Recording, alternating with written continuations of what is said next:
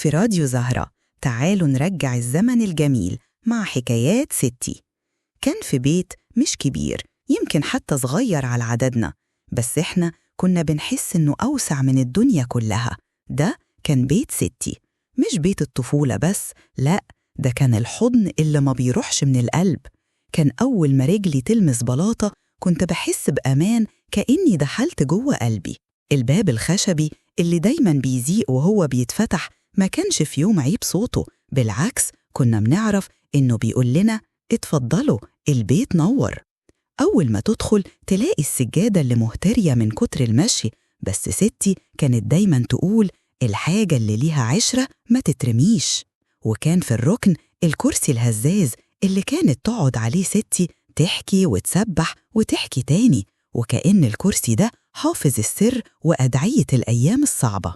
تلاقينا إحنا الأطفال بنتنطط حوالين الطبلية اللي ستي كانت تحط عليها الفطار، عيش بلدي، جبنة قديمة، وطماطم متقطعة، ورشة ملح كأنها من دهب. وأهم طبق كوباية الشاي الكشكوشة اللي تعملها بإيديها وتنفخ فيها وتقول خليها تبرد، ما تستعجليش الخير. الغرف كانت قليلة بس عمرنا ما حسينا بالزحمة.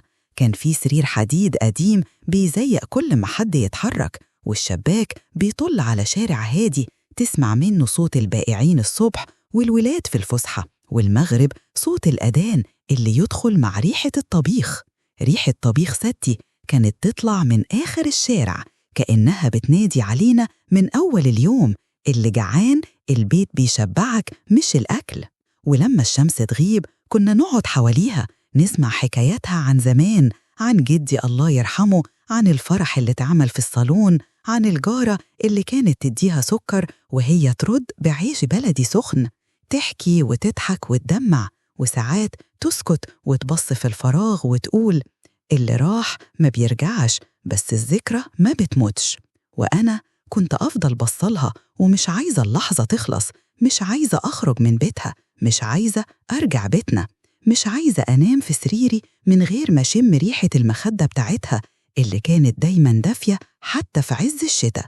كبرنا والبيت اتهد واتبنى مكانه عمارة ببوابة إلكترونية وساكنين ما نعرفش أساميهم، بس كل لما أقفل عيني ألاقي نفسي هناك واقفة قدام باب بيت ستي، بمد إيدي أفتحه وهو بيزيق نفس الزيق، وبشوفها قاعدة على الكرسي الهزاز بتبصلي وتقول وحشتيني يا زهرة، تعالي احكيلي حصل إيه في الدنيا.